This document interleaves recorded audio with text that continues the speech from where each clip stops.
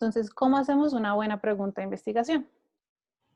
Les quería traer acá el método científico, pues que yo creo que muchos de nosotros conocemos, y es que tenemos nuestro escenario clínico, tenemos un paciente que nos genera dudas y vamos a buscar sobre esta patología que nos interesa. Entonces hacemos un marco teórico, ¿listo? Este marco teórico empieza desde lo más amplio y se va volviendo más específico. Escogemos un tema amplio, hacemos una lectura preliminar sobre el tema, nos empapamos del tema y conocemos cuáles son los términos adecuados para poder realizar la búsqueda, ¿listo? Entonces, por ejemplo, a mí me interesa uveitis. Entonces yo voy, entro a PubMed y digo, quiero saber lo básico de uveitis, así que no necesito como en este momento la mejor evidencia disponible, sino saber del tema. Entonces yo en este caso quiero buscar un review y busco y yo puedo usar filtros y decir, quiero este artículo que me pareció interesante sobre como características y clasificación de la oitis. Entonces me leo el artículo, ya conozco sobre el tema, digo, bueno, mi pregunta todavía no tiene respuesta, entonces vamos a formular una buena pregunta de investigación. ¿Listo? Después de haber leído sobre uveitis, tengo que enfocar el tema. ¿Listo? ¿Cómo lo enfocamos? Pues identificamos cuál es el problema que yo tengo, y hacemos de este problema una pregunta de investigación. ¿Cómo hacemos esa pregunta de investigación? Entonces tenemos la estrategia PICO. La P va para pacientes, o problema, o población. ¿Listo? Aquí tengo que identificar cuáles son las características clínicas que influyen en el problema y cuáles son relevantes. Pero hay que tener en cuenta que a veces cuando hacemos una pregunta muy específica, pues no nos van a salir muchos resultados de búsqueda. De la misma forma, si la hacemos muy amplia, pues nos va a tomar mucho más tiempo depurar la información. La I es cuál es esa intervención o esa exposición o ese factor de riesgo que me interesa. Y la C sería cuál es la comparación, cuál es el control. Normalmente existe un grupo control, pero no es necesario y ya lo vamos a ver más adelante. Dependiendo de la pregunta, si utiliza la C o no. La O viene por outcome en inglés, que sería la comparación. La O es de outcome, viene del objetivo o el desenlace y es qué voy a medir, o sea, qué es lo que yo estoy buscando. Y la T, que originalmente en el formato Pico no se utilizaba, pero pues se implementa de ahora en adelante, es para el tipo de estudio o en cuánto tiempo yo espero encontrar lo que estoy buscando. Es muy recomendable que nosotros utilicemos variables medibles, ¿listo? Para poder hacer una buena búsqueda cuando tengamos ya nuestra pregunta de investigación. Y hay que tener en cuenta que si consideramos que cuando hicimos nuestra pregunta de investigación es muy amplia o muy específica, pues siempre podemos modificarla, pues siempre y cuando no hayamos empezado ya a hacer la investigación. Acá les traje un ejemplo que me pareció interesante sobre cómo pensar para poder responder las 5 preguntas de PICO. Entonces la P sería, ¿qué describiría mejor a mi población y cuál es, qué tiene todos en similar y todos tienen igual? Entonces en mi caso, pues todos los pacientes tienen uveitis. La I es la intervención, el factor de riesgo, es que yo estoy, qué es lo que yo quiero medir. La comparación, como ya se les comentaba anteriormente, y la O es cómo deseo o cómo espero encontrar ese resultado. Hay diferentes tipos de estudio, que los vamos a ver acá más adelante, y estos también dependen del tipo de pregunta. Entonces, después de que nosotros creemos la pregunta, es bueno que nos preguntemos qué tipo de pregunta estamos haciendo. ¿Es sobre etiología? ¿Es sobre terapia? ¿Es sobre pronóstico? ¿Es de costo-efectividad? ¿Es de calidad de vida? Y todas estas preguntas tienen un tipo de evidencia que es mejor usar, porque puede ser por costos o por tiempo, ¿listo? Entonces, si es un estudio de etiología, pues lo mejor es utilizar un estudio de casos y controles o una cohorte o un casos y controles saneados. Pero si nosotros queremos hacer un estudio sobre terapia, pues estamos interviniendo en la población y la mejor evidencia disponible es un estudio clínico aleatorizado controlado. ¿Listo? Dependiendo del tipo de pregunta que nosotros estemos haciendo, viene el tipo de estudio que vamos a utilizar. Entonces, nosotros ya logramos delimitar nuestro problema. Hicimos nuestro marco teórico, sabemos sobre el tema y después de ahí tenemos que preguntarnos, bueno, en la literatura científica, ¿qué se sabe? ¿Qué no se sabe?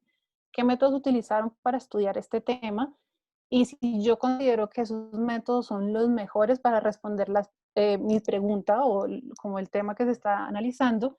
Y en este momento yo me hago o sea, yo reanalizo mi pregunta pico y digo, ¿será que yo con esta pregunta estoy aportando algo nuevo al conocimiento? En este punto, entonces, si uno se está haciendo una pregunta de medicina basada en la evidencia, puede que uno diga, no, la literatura ya respondió mi pregunta, o sea, yo hasta aquí y yo la puedo utilizar en mi paciente y eso está bien, o sea, hicieron una pregunta, encontraron la literatura y respondieron. Pero a veces uno se da cuenta que hay lagunas en la investigación. Entonces yo acá digo, vale la pena, o sea, es una pregunta que vale la pena seguir investigando. Entonces vamos a hacer un ejemplo, la idea es que ustedes me ayuden y me digan cuál sería, en este caso, la P, la I, la C, la O. ¿Listo? Entonces, estamos rotando en oftalmología e ingresa un paciente de 6 años que es remitido de reumatología con artritis idiopática juvenil. La idea es evaluar si existe una posible uveitis en este paciente. Tenemos nuestros paraclínicos y la paciente presenta ANAS positivos. Usted quiere saber si presentar ANAS positivos es un factor de riesgo para la uveitis. ¿Listo? Entonces, acá les dejo la pregunta. ¿Quién quiere decirme cuál sería la P?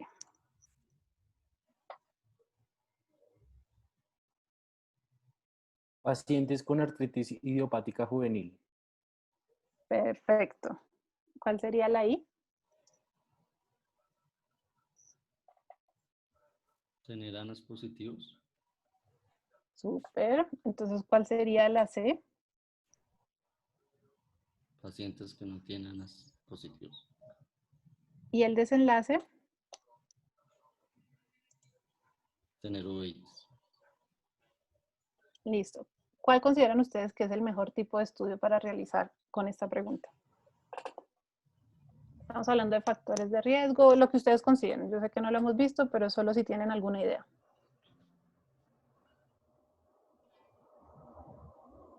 Acá ¿No? Valeria Villabona escribió que casos y controles. Súper, perfecto. Sería exactamente un estudio, como es un estudio de factores de riesgo, es de casos y controles, también podría ser de corte, pero pues estos son de mayor tiempo y más costosos.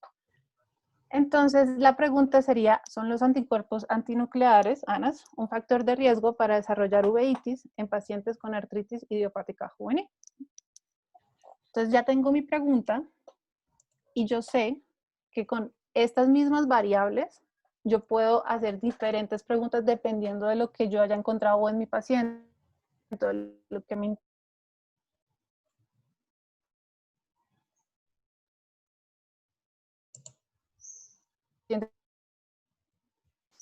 pero a veces yo no quiero enlaces a uveitis, sea que los pacientes con ANAS positivos fallecen más o la morbilidad. También, o sea, yo puedo jugar, dependiendo de lo que me esté preguntando, qué es con las diferentes preguntas de investigación. O quiero saber si los pacientes con artritis y uveitis responden mejor al tratamiento A que al tratamiento B. Entonces ahí estamos hablando como de efectividad. El desenlace sería cuál de estos tratamientos es mejor. Hay un estudio que evaluaba en objetivos secundarios que el metrotexate, al parecer los pacientes con metrotexate presentaban menos uveitis. Entonces, eso es otra pregunta. O sea, dependiendo de lo que uno encuentre y lo que uno haya leído y en el marco teórico, hay varias preguntas, pero no todas las preguntas valen la pena seguirlas investigando. Por ejemplo, la artritis idiopática juvenil y uveitis, y yo quiero saber el diagnóstico y el tratamiento. Si ustedes ponen estas variables en PubMed, se van a encontrar que ya hay varios estudios sobre el tema. Entonces, probablemente en el marco teórico ya esta pregunta tenga respuesta. ¿Listo? Y acá les traje un esquema que me pareció muy chévere, es de la Universidad de Oxford, y es como jugar con estas variables. Entonces, si yo quiero preguntar sobre terapia, pues la I es tratamiento A, la C sería el tratamiento B, el desenlace sería como cuál es la efectividad, el pronóstico sería otro tipo de preguntas. O sea, nosotros con las mismas variables y con el mismo paciente, si tenemos dudas, siempre se pueden generar muchas preguntas. Entonces, yo hice la búsqueda de artritis idiopática juvenil, uveitis y ANAS, y encontré un estudio que efectivamente evaluaba eso, y encontró que los pacientes con artritis idiopática juvenil que presentaban ANAS positivo eran estadísticamente más significativos para presentar uveitis. Hay otros estudios que corroboraron como con esta información. Este es un estudio de una cohorte italiana en niños, que en las conclusiones también encontraron que los pacientes con ANAS positivos pues presentaban mayor factor de riesgo para desarrollar uveitis.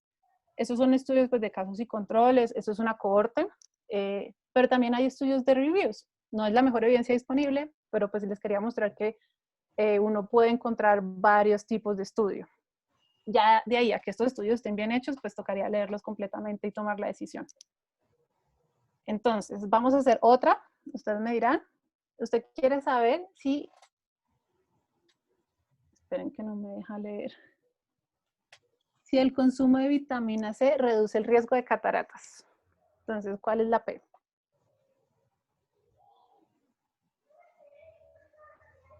Pacientes con factor de riesgo para cataratas. Súper, sí, son pacientes en riesgo de presentar cataratas. ¿Cuál es la I? El consumo de vitamina C. Perfecto, puede ser, o sea, ya dependiendo de la pregunta y el tipo de estudio, pues uno tiene que elaborar un poquitico más, pero es una dieta con alto consumo de vitamina C, lo que dijiste está perfecto. La C. Personas que no consumen vitamina C. Puede ser personas sin consumo o con bajo consumo, dependiendo si es factible uno encontrar pacientes que no consuman una dieta con vitamina C y si es éticamente posible realizarlo. Y la O. Desarrollar cataratas. Perfecto. ¿Cuál creen que sería el mejor tipo de estudio? Un ensayo clínico sería un estudio adecuado, pues debido a que va a haber una intervención que sería pues el consumo de vitamina C. Perfecto. Ese sería el mejor. Listo. Entonces hice la búsqueda, vitamina C, cataratas, y encontré que hay un metaanálisis. O sea, el metaanálisis es la mejor evidencia disponible que demostró que efectivamente el alto consumo de vitamina C está inversamente relacionado con el desarrollo de cataratas. Hicieron otro estudio, que es un estudio de casos y controles, que también es bueno. Y hay otro estudio más actualizado sobre el consumo también de vitaminas y el desarrollo de cataratas. Yo les quería mostrar otro estudio que no es necesariamente, o sea, no necesariamente nuestra pregunta de investigación siempre va a salir específicamente en el título de los artículos. A veces nuestra respuesta se encuentra en los objetivos secundarios, entonces no siempre hay que descartar todos los artículos.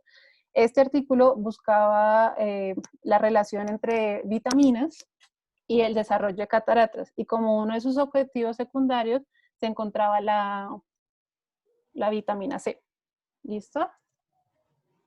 Ahora, como les comentaba anteriormente, no todas las preguntas pues son factibles o son posibles de realizar. Por eso existen, creo que se me volvió un segundito. Ya, por eso existen unos criterios, que son los criterios FINER, para redactar adecuadamente una pregunta de investigación.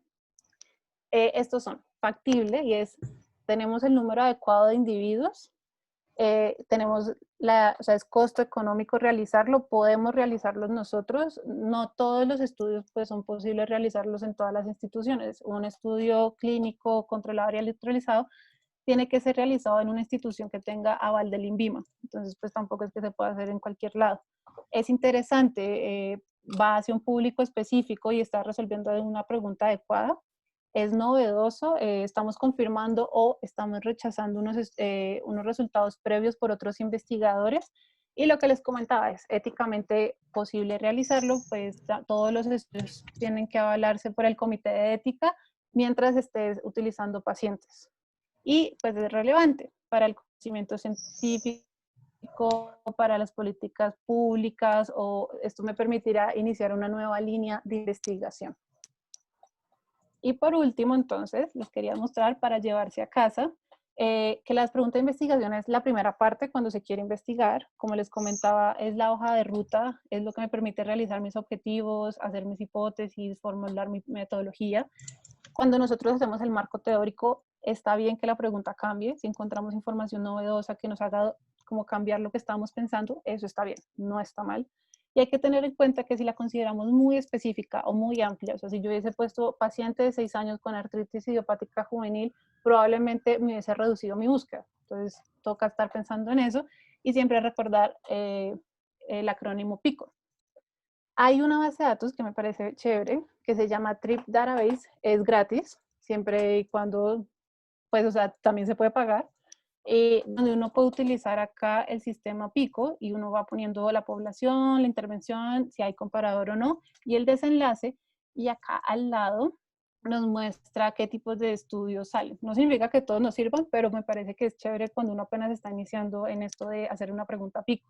Acá, por ejemplo, me salieron que hay 2 guías, una en Estados Unidos, que hay 27 estudios primarios, o sea, es una buena metodología para uno practicar la metodología PICO.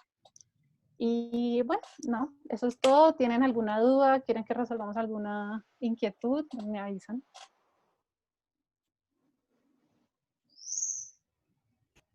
Muchas gracias, Tefi. La verdad quedó todo muy claro. Muchas gracias, Steffi. Muy, muy buena, muy claro. Bueno, me alegra. Acá les tengo, dejo igual la presentación. Acá hay una referencia sobre medicina basada en la evidencia y preguntas PICO. No sé si alguno tenga alguna duda que quiera resolver con la doctora.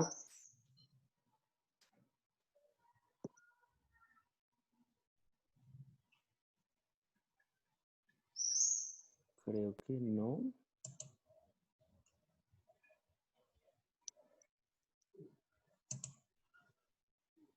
Listo. Una pregunta. Ok.